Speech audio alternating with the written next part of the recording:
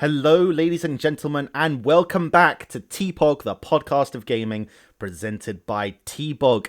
It's a new year, it's a new January, and we are blessing you at the beginning of this new January and this new year with a very timely New Year's podcast on 22nd of January. We had planned to get this out last week, but didn't get around to it because I wasn't feeling very well. Apologies for that. It wasn't the only thing that was delayed, trust me.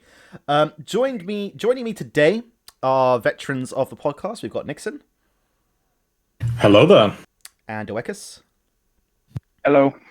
And for the first time ever, joining us for his first ever episode of TPOG, we have Jack. Hello, thank you for having me. So, today's episode is all about New Year's. We are in a brand new year now. It's 2023. 2022 was a bit of a wild one. All sorts of things happening in the world of gaming and beyond. We obviously had the whole stuff with the World Cup, which means Nixon and Cora have done a couple of episodes on. But we're going back to sort of basics at the moment. We're just going to have a bit of a discussion about New Year's in general, how we're feeling going into this new year, what our goals are, anything we're looking forward to, just sort of stuff like that. Around the idea of transition and change going into this new year. This episode's idea came from our good friend Oecus, so I'm going to hand it over to him to start our things off for us. So, Oecus, what do you have for us today? So, like almost every other person in the world, one of my changes this new year is to actually, get fit, even though I said that last year. But the difference this time is that I'm actually working on a home gym. So I'm really happy about that. I realized that last year the biggest thing that stopped me from going to the gym was that one, I like going at odd hours because I hated waiting for equipment. So I would have to either go very late before they closed or very early before work, which didn't make sense. And it's like a 20-minute drive. Yeah. And I'm pretty sure you guys have felt that before where you just don't want to go to the gym because it's like, oh, I have to get ready to shower sometimes prior to going to the gym if you don't feel icky or something. And then you have to mentally prep yourself. It's different than just, saying, okay, I'm going to work out and just go downstairs to your garage. Yeah, for sure. I think when you know you need to go out, it's much easier to make excuses for yourself. Like you can say, "Oh, it's too cold out. I don't want to go out while it's cold," or conversely, "It's too hot. I don't want to go out and sweat." Basic things like that. And I'm not trying to be funny. When you're working out at home, you don't really need to worry about clothes. Whereas when you do go out to the gym, you need to make sure you've got some clean gym clothes. So there is that as well. It is definitely a lot easier to make excuses when going to the actual gym. So I feel you on that one. Yeah, with- so Sorry, go ahead. no, continue, Jack. I was just going to say, for me, it's like completely different because I've also started a fitness journey this year. And I'm just eating healthier at the moment. I've been to the gym a few times. I've lost 8 pounds so far this year. Hey, So nice. I'm quite proud of that. Get back on that. Congrats. But with me is that it's not like just before going to the gym or the thought of actually going to the gym that bothers me because I'll have months and months and months where I'm like hyping myself up and I'll be like thinking in my head, right, this is what I'm gonna do, this is the regime. And then when it comes to like a week before, I've just lost interest and focused my thoughts on something completely different. Maybe I've got like another project I wanna go down to instead. Like it's just I have a hard time committing to one thing. Like I can't commit to fitness because I'll just eventually get bored of it like before I even start. And then I just jump onto something else. I don't know if anyone else has the same. I definitely have had that issue in the past. It's like last time I did weight loss, like I actually was doing a pretty good job. I lost about 10 pounds in a month. I was doing really well. I was on track. But the moment I hit that first goal, I just stopped and my motivation just went. And this has always been a big problem of mine when it comes to weight loss and fitness in general, is just the motivation. I have no trouble actually losing weight. I don't mind the actual workout itself. It's just for whatever reason it just goes after a while, and that thing that keeps you going just sort of disappears, and then I put it all back on again. So yeah, definitely feeling you on that one. I agree. I have the same thing, except for me, I kind of just forget about it at some point. Like I do it some time ago. I did it like daily. Tried to go to the gym in the morning, and someday just randomly, like a snap, just forgot all about it for like a month straight because I was so busy with all the different things that I got into the month before or the early that month. I'm not sure. Which is a key thing that Jack did say, is dieting, which I plan on, focusing a lot more this year. Last year I started, well, I did it more because of monetary reasons. I started prepping my own meals for work. But when you control your diet, then you can actually start seeing results. But sugar is tempting. Sugar is the enemy. Yeah, sugar is definitely tempting, but even when it comes to diet, like you don't really have to go out of your way to do all this calorie counting and things like that and take it to the extreme. Like you have to have the exact amount of calories a day. Yeah. Like if you're just sticking to 3 meals a day, three reasonably sized meals, and you're not snacking too much throughout the day, and it's all good food, then you're gonna lose weight. Like it doesn't have to be pinpoint calories like you see from all these personal trainers and gym instructors online. Like everything has to be perfect. It's quite simple, really. It's just the hardest part is the diet because there are so many temptations out there, like chocolate and sweets. But once you get past the first 2 weeks, I find it gets a heck of a lot easier because that craving over time just dwindles down and down and down. And sugar is like an addiction in a sense. Like you're just trying to get rid of that addiction. Yeah, I think for me, my bane of my existence has always been sodas and sugary drinks in general. It's just so I have given them up on multiple occasions before, but it's so easy to slip back into because when you're at work, I work in an office. There's a Tesco right across the road. It's like sometimes I'm craving a Coke or like an Iron Brew or something, and I'll go across the road and I'll grab it. And it's like as a one-off every now and then, it's fine. But it's so easy to then slip into a sort of mindset of, well, I'm feeling a bit tired, I should go and get a Monster. And before you realizing it, you're doing it every day. And sometimes you justify yourself having two a day.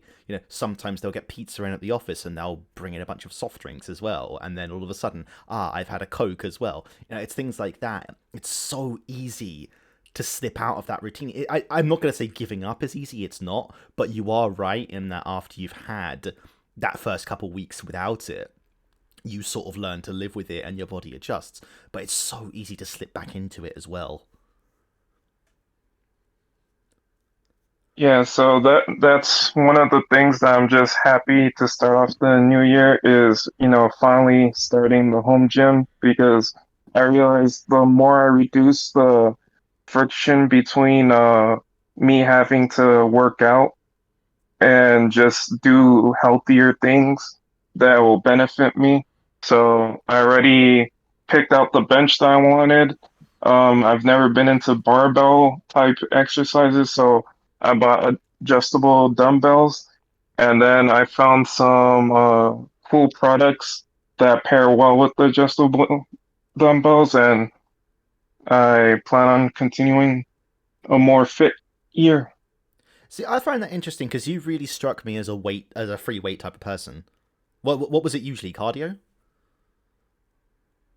So, whenever I go to the gym, I used to do bench pressing with a barbell, but anything like squats, deadlifting, all those other things, I've always been afraid of because if you do them, I mean, any weightlifting you do, if you do it incorrectly, you can get hurt. But for me, those just seem like the ones that, because you're usually lifting higher weights, if you do anything wrong, you're gonna get hurt. And as I've said in the chat, I'm injury prone and crippled because I have a herniated disc, so I stick away from that and just use dumbbells and machines.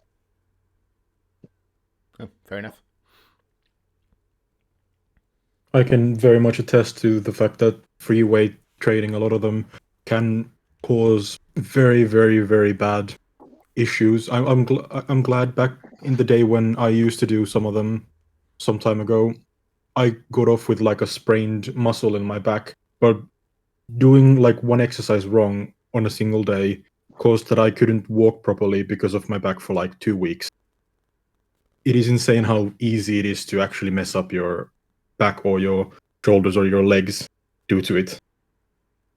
Yeah, it's definitely very easy. That's why you gotta take time to learn how to master all these exercises and stuff. Yeah. But I'm curious, Oekus, like, what is your goal? Are you just looking to put on a bit of muscle? Are you looking to shred? Or is it for any particular reason, or is it just for your own health benefits? Well, the main reason is mostly health benefits, but it does look nicer. Like I always felt good after working out, and I felt sore. When I did work out a lot more often, I wasn't big or anything, but it feels good to see that your body's changing slightly. So I like those benefits. Yeah, I agree. Like I said, I've lost 8 pounds, and 8 pounds might not sound like a lot, but when we all have our own bodies, and we probably look at ourselves every day, or maybe that's just me. Well, But I do own a mirror, funnily enough. So yes. yeah. But yeah, it's definitely encouraging when you do start to make the progress. Um, and then hopefully it gives you the motivation to go on. But with you having a home gym now, like you don't have that issue of having to go out to the gym or making yourself, look prepared or good to be in the gym, to impress all the ladies or all the men, you never know. But yeah. I've So yeah, that's yeah, go on. continue, Kabir. Yeah, I was just gonna say I been building a home gym myself over the last couple of years. Again, it comes down to actually using it, but it's one of those things. It's quite expensive, but if you plan it right, it's definitely worth the money. Because like what I got was like I said, an adjustable dumbbell set. Now obviously that depends on how much how many plates you buy, and how much weight you have there. But typically how much you can handle, and obviously you can then adjust them to different exercises and stuff. And if you have some resistance bands for like your legs and stuff like that, just that can take you quite a long way, to be honest. It's good to have like a cardio machine as well, which I do have now. I have like a bike, but it's surprising how far you can get with relatively little. Like you don't have to invest any more than I'd say like 70-80 quid to really get properly started.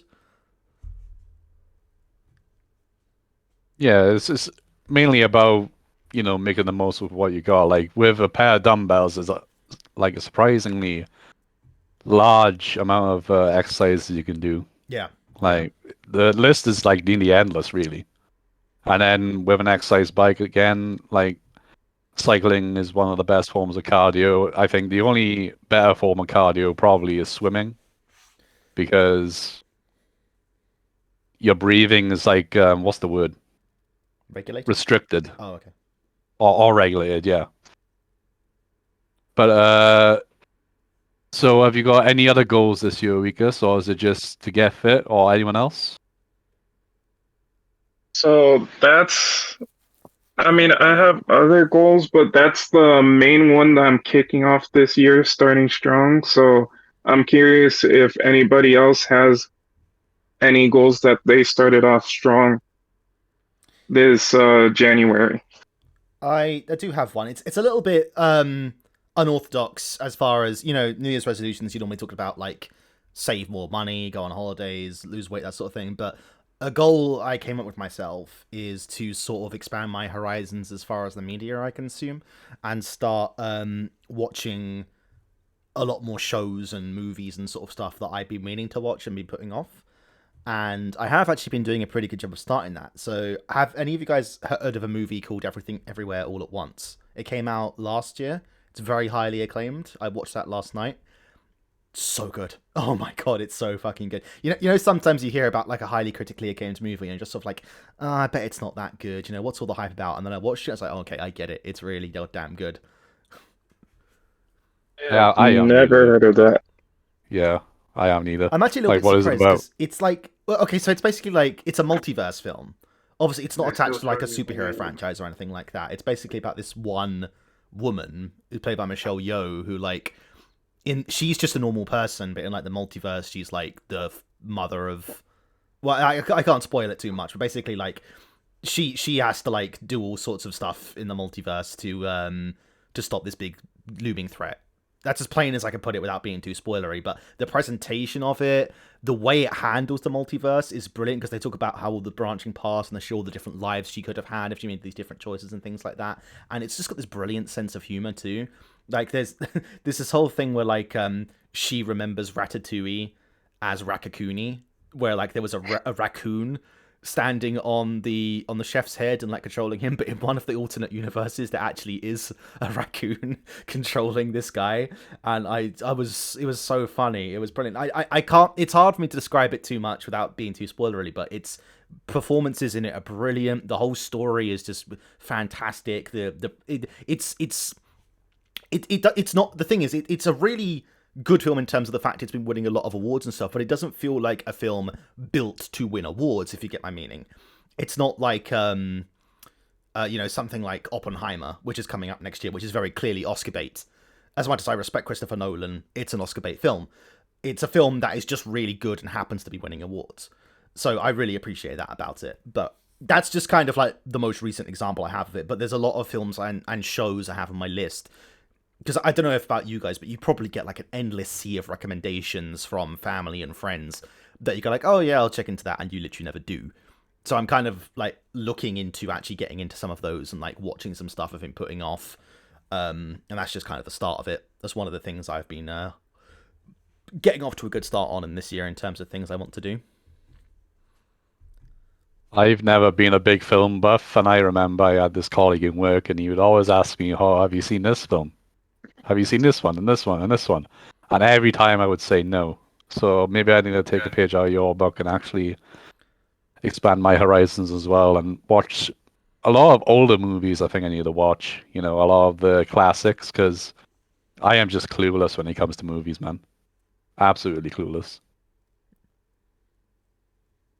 I can confidently say that without noticing, I've gone on sort of a similar thing where I'm consuming way more media than I didn't before.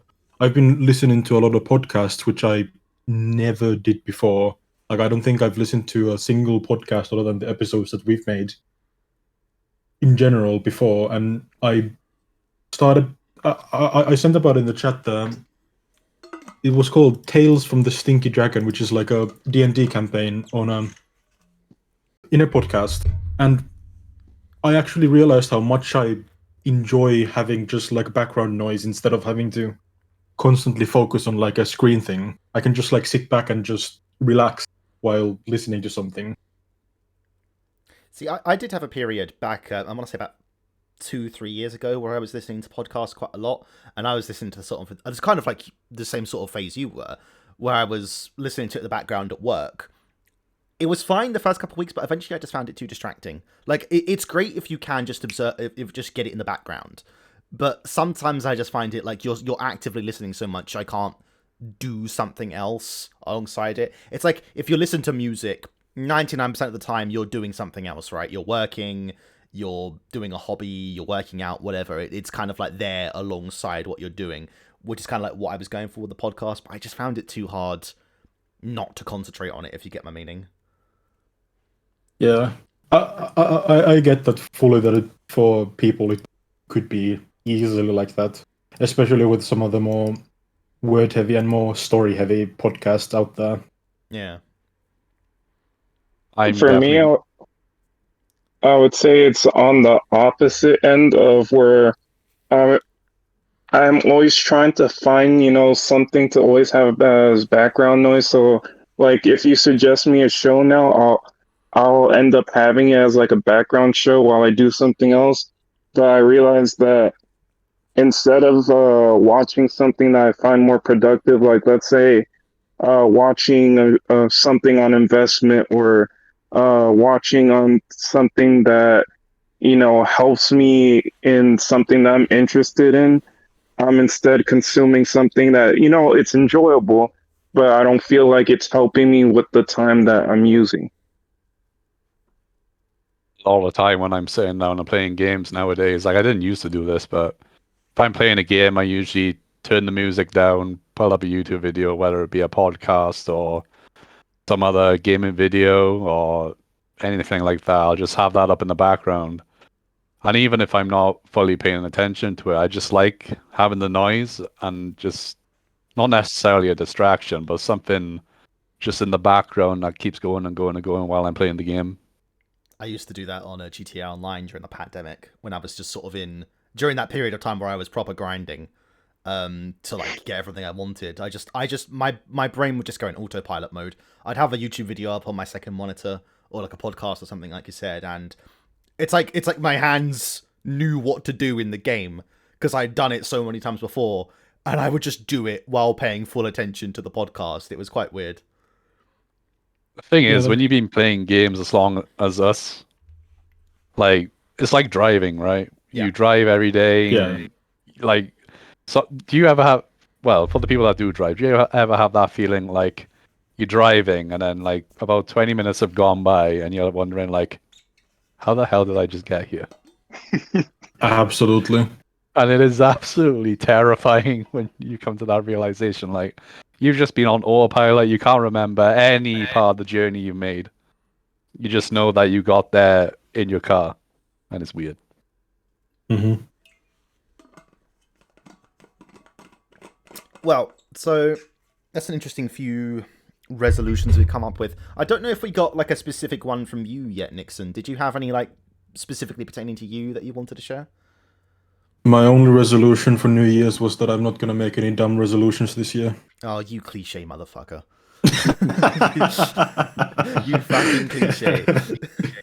You itchy little boy.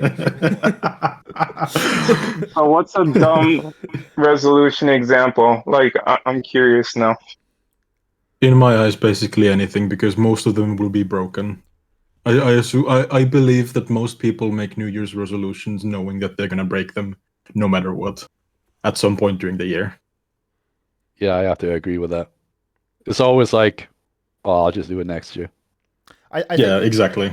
I think most resolutions are very noble goals, like losing weight, saving money. These are all very smart things to do, but they aren't things that you should be waiting until January 1st to magically start focusing on, It's just easy to do it then because it's sort of like a transitionary period.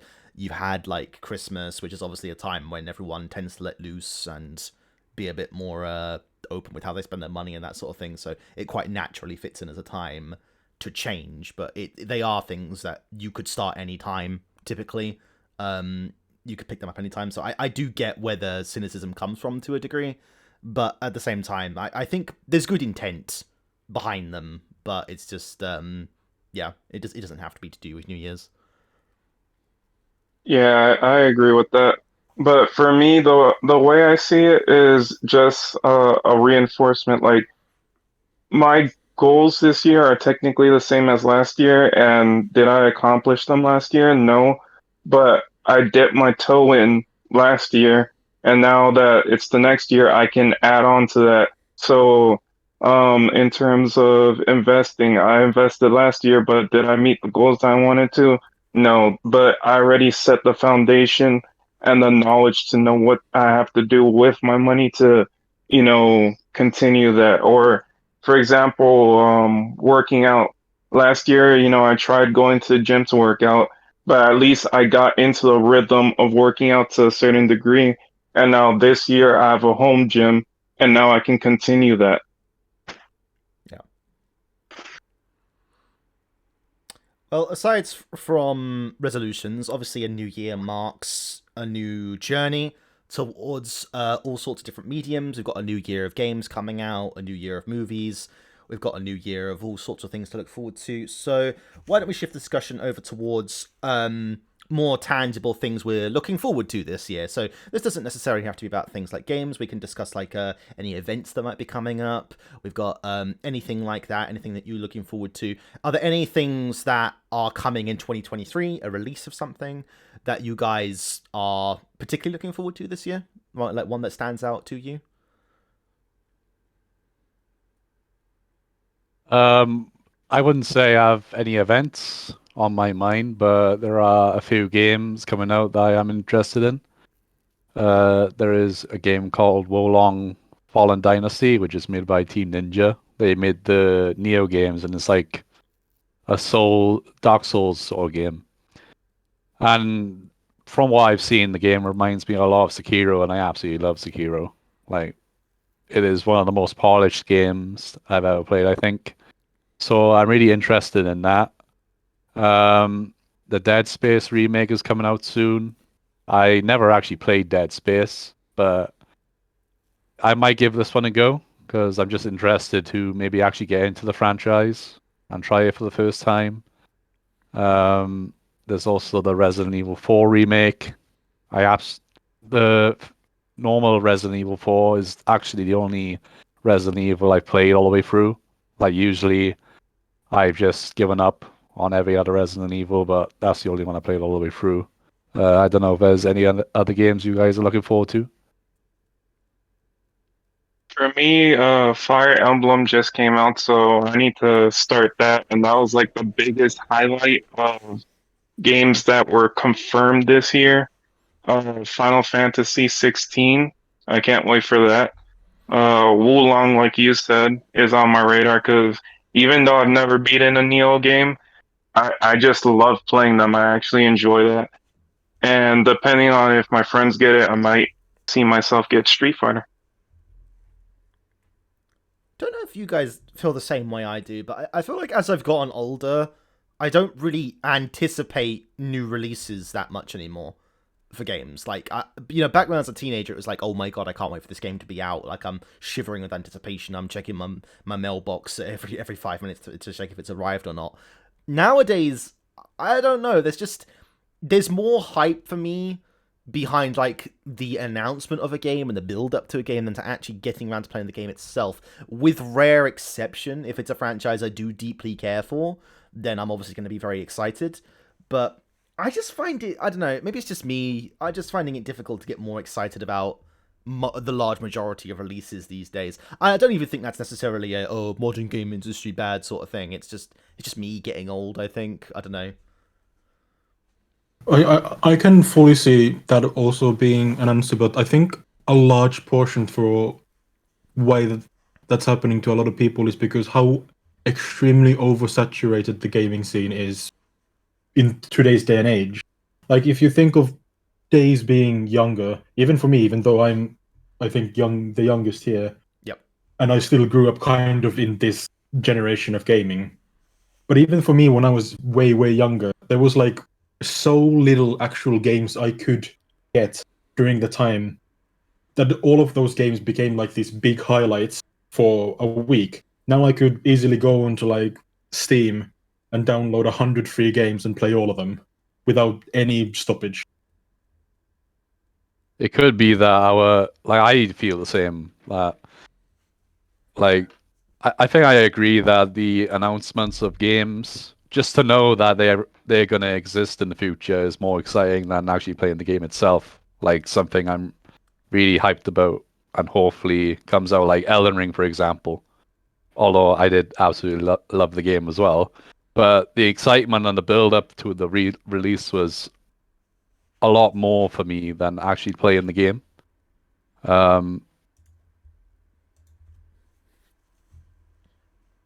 Nixon's point, that is something that I've been noticing with not me particularly, because you guys know I pre-order my games because I like the little trinkets or steel books, but lots of people that I've been speaking to are mostly saying things like they'll wait for the game to go on sale, or they will wait for reviews, and then after reviews comes out, they'll say, "Oh, I'll get it next week." Like I've been noticing that lots of people I surround myself are not really day one buyers anymore.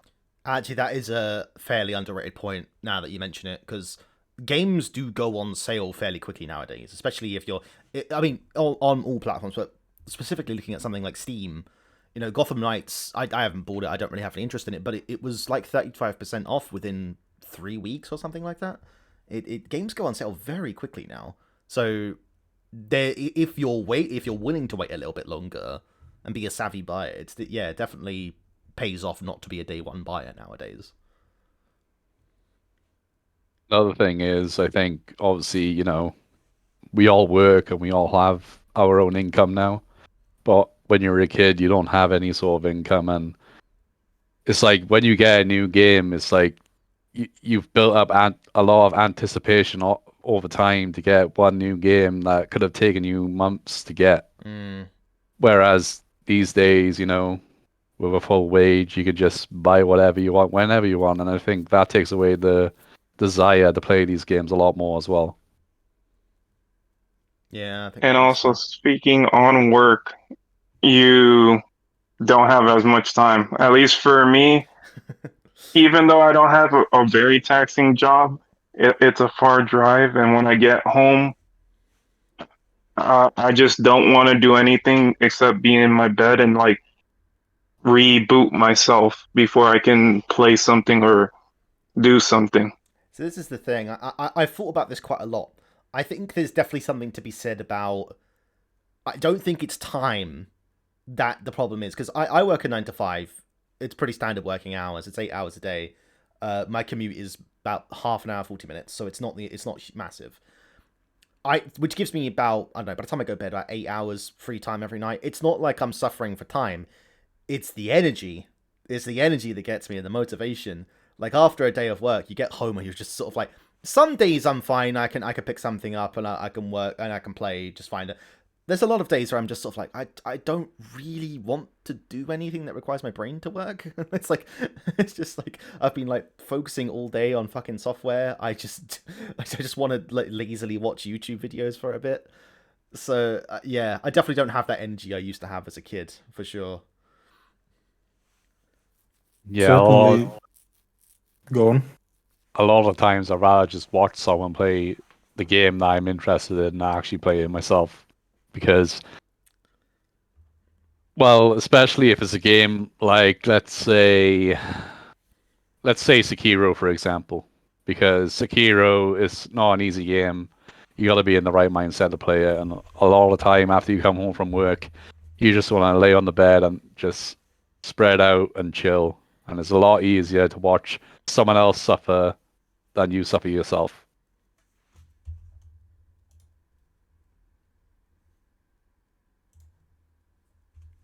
Awkward pause. Awkward pause. Yeah, I mean it's yeah, I think there's definitely a huge element of we're just getting old. Sometimes I think back on like back when I was at uni or when I was at college, and I just think to myself, how the hell did I get through as many games as I did? Like, I used to churn through games like nobody's business. I'd buy every fucking release that came out. I'd play them all. I'd complete them all, and just I really genuinely don't know how I did it. But I suppose that's being young for you, isn't it? You got all the energy in the world. You're made of rubber. I need to stop speaking like I'm a 40-year-old fucking man. I'm not. I'm 29. I'm not ancient, but it does feel a bit like that way sometimes. But yeah, when definitely one of those hobbies that, while I still enjoy it as much as as much as I used to when I was younger, it's my enjoyment of it has changed quite significantly. And I find myself personally finding more common enjoyment in multiplayer games, because it's so much easier for me to pick up something like Battlefield 2042 or Modern Warfare 2 or Overwatch 2, a lot of twos in there, and just play for a couple of hours, because I'm not really like aiming towards anything. I'm not looking to like arbitrarily compete a game or anything like that. I'm just enjoying myself for a couple of hours, not focusing too much progression or anything like that, and that's a more enjoyable way to spend my time to me. And I realize I'm probably going to be in the minority on that, because I know most people are probably single player focused. But yeah, it's just easier, a better way for me to spend my time, because I feel like it's a better way for me to wind down, I guess. And speaking of New Year, I feel like we can't talk about the Marvel lineup because that always seems to be like a big thing that everybody discussed. But personally, I haven't even watched any trailers of Marvel, or I know that I already forgot the guy's name. The new big bad guy is coming out, Kang. and I have no clue who he is or what movies Marvel is coming out with, but I'm curious if any of you guys are interested to see what Marvel does this year. So I do still keep track of what's coming out because while I don't tend to watch the movies in the cinema anymore, I do tend to watch them on Disney Plus or something when they come out. Do you want me to list out the 3 movies that are coming out this year and see how interested you are? I'm curious. Okay, so the first one, which was the one you mentioned with Kang in, Ant-Man and the Wasp: Quantum Mania. That I would look forward to just because the first movie went beyond my expectations of a Marvel movie. I can't remember what it came out between, but it just felt like a breath of fresh air compared to the other ones that were coming out that year. The second one was good, but it didn't hit me the same as the first. I think the second one is one of the most forgettable movies I've ever watched in my life. Like, it's not a bad movie, but my god, is it unremarkable. I don't think it helped that it came out after Infinity War. Like, it came out a couple months after Infinity War. So obviously we were all like, oh god, what happens next? We want to know what happens next. But my god, what a boring... What? No, not even... I'm like, I find it hard to insult it. It was just really, really unremarkable. But yeah, the second movie, which I imagine will pique a bit more interest, Guardians of the Galaxy Volume 3. And I have no clue what their antagonist is going to be. So now you already listed two, and I'm interested. So maybe this will be the year that I actually follow Marvel a little more. Okay. But yeah, the first two movies I loved. I love the cast. I love the comedy. That director, I forgot his name, but he's amazing. James Gunn. Yes, sir. Now for movie number 3, and I'm almost willing to place a bet that the streak is going to end. The Marvels, which is Captain Marvel 2, essentially, but with Ms. Marvel and the other Captain Marvel in it, Monica Rambeau. How excited are I you for have that one, quick? I have never even seen the first one, and it's not because of all the flack they gave the movie. It's just as a character, like I never cared for her, but I'll give the movie a chance, maybe the first one at least, and then see if I'll watch the second. But it's eh, For me, again, it's eh. just... It's such an unremarkable movie. Like, I don't think... Again, I don't think it's... But there's a lot of people out there who hate it for all sorts of myriad of reasons. I don't hate it. I don't dislike it. It's just... I can't remember much about it. And the thing was, there was really important elements being involved in introducing that film, like the scrolls and all that sort of stuff, but like But it's a thing I'm having with the MCU in general. There's far more misses than hits for me currently. And I there are so many of so much of their content now is just, I find this incredibly more than anything. Like I think the only bad thing they've done recently, like objectively bad, is the Eternals. And I could do a podcast episode alone on the Eternals, but yeah, it's just I'm not filled with confidence for this coming year. So I'm not quite like you, who has a bit of enthusiasm. Quite ironically, I think Captain Marvel has been the only single Marvel movie I've actually seen in like the last 4 or 5 years. Really? What, you didn't even watch Endgame or Infinity War? Nope. That's I saw how long weird. they were. That is really fucking weird. I saw how long they were and I just clocked out instantly. Oh, that's fair. Oh, yeah, I'll say that's fair because at least prior to those movies, I can't remember any movies that were that long that I actually sat through.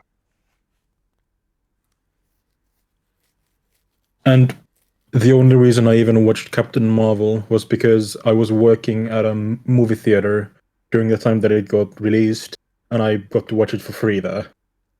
And Oh. never been interested in Marvel movies since. Not a single one. What MCU? What Marvel or just movies in general? Marvel. Oh, okay, cool. Oh well, superhero movies, I would say. I still keep track of the ongoings with superhero movies in general because I like to know what's going on. But in terms of actually watching them, I'm just not that into it anymore. There is just Yeah. a significant saturation of the genre, and there are some gems in there. Don't get me wrong. But when I actually think back, we'll take the MCU again as an example. When I actually think back to it and think, how many of these movies do I genuinely really enjoy? And are movies I'd want to go back and rewatch. And I can only think of about 4, maybe 5 at a push, considering that there's like 26 or something now. So yeah, it's definitely missing more than hitting for me. Yeah. And overall, I would say that I've been more hyped towards DC releases as of late than I've ever been of Marvel. I don't know what it is about Marvel, but there's just something that doesn't click with me. The humor just isn't there, and the shots just look kind of cheap sometimes. With DC, it seems like they're way more focused on general like quality of the movie, even if it's like slower or grittier and more depressing. It's still like more focused on the shots being wide and shots being taken well. And Marvel is just like movie after movie after movie after movie, more than general quality. I get what you're saying on that because uh, even though people, ragged on it, I love Batman versus Superman. And since that era, and even now with the new Batman, I loved how grittier and darker it felt. Even if it wasn't even more darker or grittier, it just has this more grounded, less movie-esque feel compared to what Marvel has now.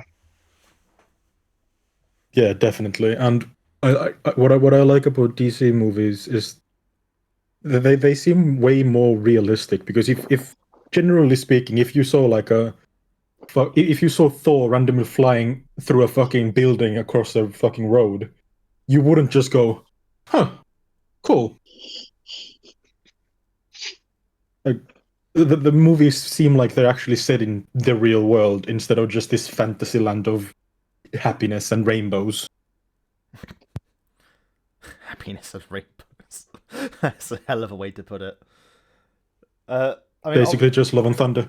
on the topic of DC, I have to say probably the superhero movie I have enjoyed the most in the past few years was the Suicide Squad.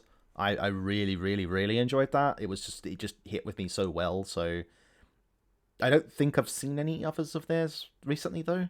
Like I haven't seen the second Wonder Woman movie, or I haven't seen the Batman yet, that is one of those things I've been meaning to watch for a long time and will get around to. But yeah, definitely the one that stood out to me the most in recent years. With me, it would have And to either be go on. no, you can. Well, with me, it would either have to be the Suicide Squad or when Joker released the original. That was like a staple in what I like in a movie. Is what Joker was, the first one, of course. Well, yeah, the second one's not out yet. And I'm not really happy about the direction they seem to be taking with it. It's gonna be a musical, isn't it? Exactly. I kind of admire that they're gonna go in that direction because that's very. It almost feels a bit shitposty, because like the kind of audience that the first Joker, like, don't get me wrong, great movie, but the kind of audience it gained and the kind of fan base it gained are gonna fucking hate that. They are gonna absolutely hate that it's a musical. So I kind of respect that move, to be honest. I can agree that that is a bold move, and I like that DC is taking like a more artistic view, or like trying different artistic venues with their movies instead of like sticking, well, this movie did well, let's make a carbon copy of it to be the second one. And then in the TV space for this year, I'm pretty sure that most of us here have seen it. and it's from a game that lots of us love. The Last of Us finally released. Yes, episode And 2 I know tonight. that Jack has comments on the pacing, at least how he felt about that. I wouldn't say I have comments on the pacing, but there were definitely a couple of moments in the show that stood out to me. Like, well, spoiler warning for anyone watching, but it's already been like 10 years since the game came out, so unlucky. But like when Joel and Ellie first meet, and in the video game, they're like, what's the lady's name again that is keeping Ellie, Marlene. that hands Ellie over to you? Marlene. Marlene? Yep. Yeah. When Marlene hands over Ellie to you in the game, like both Joel and Ellie are like up in arms, like they don't want to be anywhere near each other. Especially Joel, like he doesn't want to take on a responsibility of a young girl, probably because of the loss of his daughter. But in the show, they're like they have one 1 second spout, and then it's like, okay, I'll take her, and it's just weird to me. I don't know if you guys agree. It's been a while since I've played the game. I can't exactly remember how that scene played out, so it's hard for me to say. But what I kind of get the impression is that in the next episode, at the beginning, we'll kind of get a bit more pushback from Joel. Like he'll go like, "Oh, we shouldn't be doing this. Like, this isn't worth it." That kind of thing. But I guess we'll see tonight or whenever we do see it. So yeah, I don't know. Don't really have too much comment on that particular aspect, but really enjoyed the episode overall. Yeah, I think Just the like episode was really good overall. Like it stayed very true to the video game with a couple of small changes. I think I liked some of the changes. Um, I found the change where Sarah goes into the neighbor's house, before everything happens weird. Whereas in the original game, she stays in the house and Joel comes back into the house, and then the neighbor crashes through the glass door. Like, I just don't know why you would leave the house in the first place. Um, but overall, I think it was a good show, and it provided a lot more context in some areas. Like, we find out why Joel actually leaves the house that night is to get his brother Tommy out of jail after a bar fight. It's just little details like that I appreciated in the show. Yeah, yeah, I'm on the same boat as Pero where I haven't I don't remember the story as well, so like certain details to me are long gone. Like I know the outbreak day sequence, lots of people who are diehard were pointing out the fake out that happens there. But for me, I couldn't even remember that sequence. So I didn't even notice the fake out. But for me, it was just an amazing watch. I have a lot of respect for the sort of how do I put this? The sort of like the labor that HBO generally does tend to put into their shows. Like they do feel like a company that if they're making something you like or adapting something you like, they're going to do a good job. Even if it's not like 100% accurate to the source material. You take something like Game of Thrones, for example. Obviously, that did stray from the source material quite a lot, but those first 4 seasons, you could tell the level of production, the level of love, the level of passion they put into it. It's not like a cheap CW project or like a cancelable Netflix series. They want these things to succeed. They want to put in the resources to make it work, and they will more often than not make it work. They do a really damn good job. So I'm glad HBO picked them up. I wish they'd pick up more game adaptations, to be honest with you, if this is going to be, if this is how they're going to be on average. I would love to see them pick up God of War, personally. There is a God of War movie coming, isn't it? But I can't remember who's. I think it's Netflix has picked it up, I think. Oh, great. Yeah. I'm not watching that. I'm trying to because they confirmed Nah. it was like there's going to be a God of War movie and a Horizon TV series. One of them was on Netflix and one of them was on Prime Video. I think God of War was Netflix and Horizon was Prime Video. I think I've got that right. Oh.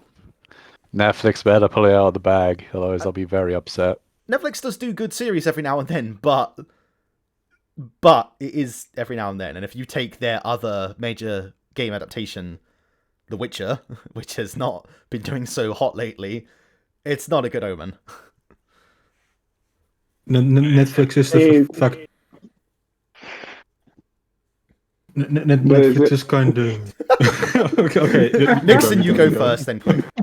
Okay. Yeah, Netflix is kind of like you shoot 5 times and you miss 4. Yeah. There's that one gem every once in a while, but yeah. I was gonna say, is it made by the critically acclaimed hit studio behind Morbius, since it's Sony? Thankfully, I don't think so. No, I'm not actually even sure. Like that, because I don't think. Well, it depends, doesn't it? Because like Sony's really, really weird in that.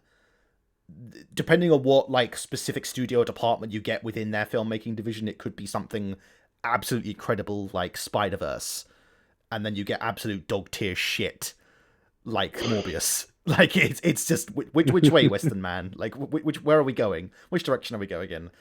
So really, there's no way of knowing. You're just gonna have to hope. And it also then depends on how much creative control are the distributors going to get. Like, if, you know, for example, Horizon being a Prime series, you know, is it going to be as good as The Boys or Invincible? Because it's the same company at the end of the day and the same sort of like. But it sounds, from what I've heard, Amazon are very good to work with in terms of giving you freedom to do basically whatever you want. As long as they think it will be popular. They don't relate. It's like The Boys is an incredibly vulgar series, but like of the shit they ask them to do, they're just like, yep, go ahead and do it. You're going to bring in the views, so we don't care. Just do it. So in that respect, I think that's going to be an advantage. They seem like one of that studios. But obviously, it all still comes down to the actual writers, the actual production company, everything in the end of the day. So we'll have to see. I am reading from internet that apparently there is supposed to come Amazon Prime video series of God of War as well this year. Maybe I got it mixed up then. Okay. Thank God. There is a movie as well coming up, but it was more lately released. More lately, since originally it was set in 2018, was that there is a movie coming up. But in 2020, March, apparently there is a TV series coming up on Amazon Prime, which I didn't know of. Actually, this reminds me of speaking about Sony adaptations, and I do apologize to audience at home. I feel like this is basically the game adaptations episode 0.2 at this point, but this is quite an interesting topic to continue on. But there is one coming out this year that we already have a trailer for, and it's a Sony first party studio. Sony first party franchise game that's being released into a series. I think it's Netflix. Can anyone guess which franchise I'm talking about that is getting an adaptation? Because I'm curious to see if anyone can get it. Wait, they've released a trailer? They've released a trailer of this adaptation of this particular franchise. A trailer has been released. Can you guess what it is? Just think about their like first party catalog. What would you expect to get adapted into a series? I'm going to take a guess because I think I might have heard of it, and I'm probably completely wrong. Twisted Metal? No, but you're on the right track. Is it Knack 2? That's too much power for anyone to handle. We can't do that. Oh, wait, it's Gran Turismo. It is Gran Turismo, yes. I thought someone would get it eventually. That is like 2 months away or something. It's actually relatively close. That was their priority. It's just funny. It's one of those strange things to me because it's like it's not something you think of when you think of like a franchise to adapt, but when you do think about it, there's a lot of room there, isn't there, to make like a sort of, you know, like an underdog sporting type story, something like Rocky sort of, but just with motor cars, that sort of thing. There is room to do it, but you have so much freedom in terms of how you can adapt a series like that because the source material is literally just racing. You know, at the end of the day, all they've got to do is slap on some iconography and you've got a series, so could be good. Who knows? I have faith, but I'm afraid it will end up going the same vein as Fast and Furious. I no, no. I'm sorry, no. There's no chance of that happening. I mean, Gran Turismo in general is more like a celebration of motorsport as far as I understand the games. So if anything, I think it would cater to more like that, a celebration rather than Tokyo Drift sort of thing, The impression I get is it's going to be like a sporting story, like someone like rising up through the ranks, being an underdog to win the Gran Turismo tournament, something like that. I haven't seen the trailer myself because I'm not that interested, quite frankly. But yeah, that's the impression I get of what it's going to be, and I can't see it going in a Fast and Furious direction because like what the fuck? It's like, I mean, even Fast and Furious, it started off as a street racing thing, but it was still like crime. It was still like a semi sort of action thing, whereas Gran Turismo is more of a sport thing. So I don't see it going in that direction. I think Paris completely forgetting that in one of the Gran Turismos you do a time attack on the moon. They did space before Fast and the Furious. That's all I gotta say. I must admit, I did not know that. Anyway, I think we have got very, very off topic. Wheeling it back to the sort of New Year's, I know we sort of briefly discussed a few things we're looking forward to, but I know, Jack, you wanted to play a little game. You had a bit of a list of things to go through, so why don't we hand over to you for that? So all it is I got a list of games, and then we'll go around one at a time, and you'll just say if you're interested in buying the game, or you're not going to buy the game, or you're not sure. And then if you want to talk a bit about the game I mentioned, then you can go ahead to do that as well. So let's go in the order of Oecus, Nixon, and Para. So the first game, anyone interested in Forspoken? Forspoken, I was interested until I played the demo, and that felt like a very bland game. I'm hoping it does well because it does have some bases to be interesting, like changing your nails to get buffs. But yeah, at the moment it went from I'm interested to nah, I'm good. I'm sorry, changing your nails. What? That's what I'm about to say. Like what? He put some acrylics on. You look fabulous. So one of the cosmetic accessories, like think of like accessories in other games where you put on like jewelry for buffs and stuff. For this one, they did it that she has right hand and left hand nail polish that you can change, and they give different buffs. And I thought that was just like a little interesting thing to do because they have some interesting designs. Yeah. Right. Okay. I did not expect myself to be right there. I think for me, this is one of those games that Para of like 4 or 5 years ago might have been interested in, but I never cared one iota for it since it was announced. It just did not appeal to me. Doesn't look bad, just doesn't appeal to me. So nothing to say on this for me. Same for me. Yeah, I've never even heard of it before, and personally doesn't sound like something that I would be into. For me, the art style looks interesting, and the combat looks interesting, although I feared that it can be a bit clunky, but I'll have to try the demo myself.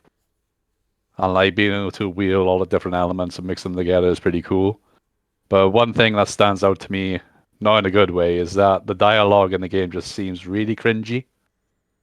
I don't know if anyone else has noticed. Well, yeah, like there was that whole thing around that marketing piece where they did like, this is what things are like. I'm in a wasteland I wouldn't call Earth. I'm talking to a cuff, and I fight dragons now. Yeah, that's the thing that happens. So yeah, I know exactly what you're saying. Exactly. Like I don't think I could like seriously get immersed in that game at all with that sort of cringy dialogue. But anyway, let's move on to the next one. Is anyone interested in the Dead Space remake? This is like solid wait for sale territory for me. It's not something I'll get on release. I very rarely do these days, but when it's like 50% off on Black Friday or something like that, I'll be interested. But beyond that, yeah. I am absolutely interested in. I might not buy it per se, but I'm gonna really get into like watching videos or even possibly buying it at some point. Because Dead Space, the original release, was the first ever horror game that I ever played, and it's stuck in my head so hard that it's the only game, or the only horror game that I would actively buy again if I had to. With Dead Space, like the Callisto Protocol came out, I think was in December, but it didn't review very well. Like people just say it wasn't really much of a horror game, and it didn't have the essence of the Dead Space franchise in it. So I didn't bother getting the Callisto Protocol in the end, but I'll probably wait for Dead Space to be on sale. I think that's the best option. Anyone interested in Hogwarts Legacy? Never been a Harry Potter fan, so no for me. Same. I'm interested in that. It's a game I've always wanted. It's another wait for sale thing, but please, before everyone gets their pitchforks out, I'm gonna buy a key from G2A or something like that. I won't buy it now. Please forgive me, but I am interested, not overly so. Again, if this had come out in the PS4 era, I would have been on it like fly on a ship. I would have absolutely fucking loved it. But now, it's been 12 years since the last movie came out. My passion for the franchise isn't quite the same as what it once was, but it is still fulfilling a childhood dream. So at some point, I imagine I will get it. But I won't give J.K. Rowling any money. Please don't cancel me.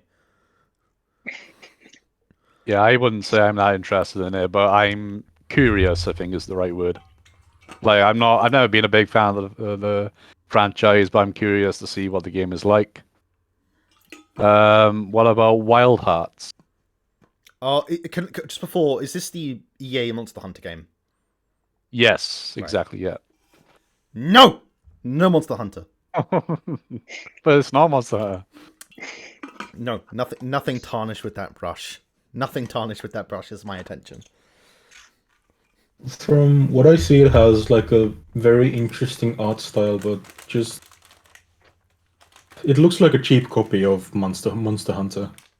Like it looks cool and all, but it doesn't seem interesting. I don't For know. me, I Sorry, have go on. my eye on it, but I feel like their marketing department isn't doing a very good job considering it releases in February, and I feel like haven't showcased the game mechanics or uh, what you can do in the game well. Like they do have gameplay stuff, but they don't. I don't know. The marketing doesn't seem right to me.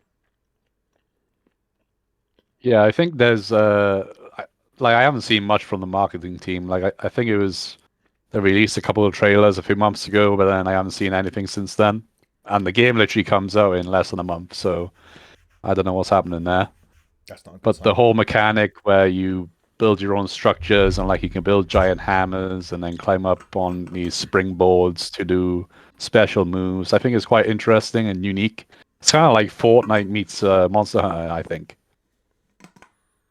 Let's see. I'm gonna skip quite a few of these because we've been going on for a while anyway. Um, I know Quick is interested in Wolong Fallen Dynasty. I don't know if either of you two are as well. I have no clue what it is. I don't. I haven't. I have a vague idea of what it is. I don't know what it's based on, but beyond that, I don't really know much about it. So I haven't got many thoughts on it. It's like a Souls type game, basically. I don't know if you're interested in those, Nixon. Absolutely fucking not. I hate Souls games. Fair Only enough. type of game I hate. Only. How about the Resident Evil 4 remake? Definitely interested. I mean, I've played every game in the Resident Evil franchise, but apart from Veronica X, but I played through them all, and 4 is still my favorite, and I'm very intrigued to see the direction they're going to take it in and what's going to change. This is one of those remakes where it's like I'm really excited to see how they bring it to like a modern audience. I know those words are kind of like the harbinger of doom, but like the way they're going to interpret it for like modern gameplay and change some of the dialogue and stuff like that, I'm really intrigued. So, of your list, which I can see, I'd say it's probably the one I'm most excited for. I'm too scared to play. That's my answer. There's no I'm spiders. certain. I'm certainly intrigued, but I'm not all that interested. Because I mean, for me, Yeah. I don't want to dwell on one game for too long, but for me, like Resident Evil 4 is a really corny game. Like it is so fucking cheesy. It's like anyone who's played it will agree with me. It's the dialogue, some of the characters in it, like fucking Salazar. No, not Salazar. Sorry, Sadler. No, No, I meant Salazar, the little dwarf guy. Like they are very much a product of their time, and you could get away with it at the time. So I'm very intrigued how they're going to adapt these elements to fit what, based on what we've seen so far, is going to be a much more serious tone. So that really intrigues me. But that's all I wanted to add on. Okay. Let's do two more. And for the next one, I think this will definitely be a Game of the Year contender. The Legend of Zelda: Tears of the Kingdom. How are we feeling, guys? I still haven't even played the first one. I owned the first one, but I got bored halfway through. So I did finish Breath of the Wild, and I put 60, 70 hours into it. It's an odd one for me, because it's one of those games I can very deeply appreciate the quality of the game. It's an extremely well-crafted game. But it just didn't resonate with me. That I know it sounds silly having put so many hours into it, but it just didn't resonate with me that much. Some people talk about it like it's the best game of all time, and it just didn't feel. And maybe from an objective standpoint, it has an argument to be made that it is, but it just didn't stick with me. And I don't know if this is going to be something I want, because normally I'd say wait for sale, but Nintendo games never fucking go on sale. So I don't know. I'm torn on this one. I'll have to wait and see what the reviews say and all that sort of stuff. Well, I really enjoyed Breath of the Wild, but I definitely wouldn't say it's like one of the best games ever. I think there's a lot of bias when people say that. Like the Breath of the Wild was great, but the world was very empty, and I feel like the game itself was held back by the hardware it was on, because obviously the game released on the Wii U as well, not just the Switch. Yeah. And like there was so much dead space, and the world looked great. Like the graphics and the graphic design for the game looks great. But the world is just so empty, and it feels like there's nothing to do apart from these small shrines that are sprinkled around everywhere. The boss fights are probably some of the worst in the whole franchise, I think. Especially the final boss, like it's a bit of a joke. So I'm hoping they improve on that foundation a lot. Like there's some good things that are in the game, but I suppose we'll see. So the final one we're gonna go for is SpongeBob SquarePants: The Cosmic Shake. I'm gonna confess to you, I never really been that into SpongeBob SquarePants, so no. For me, SpongeBob growing up, I'll tell people that I did have a phase where I liked watching it, but after that one infamous episode, I've been on a pure hate for SpongeBob. Like, I find everything about him annoying. I hate all the characters. Uh, Respect for Squidward a little, because now I'm older, I understand his pain. And I do still find Patrick a little funny, but yeah, I hate SpongeBob, so no go. Infamous episode. Am I missing something here? Yeah.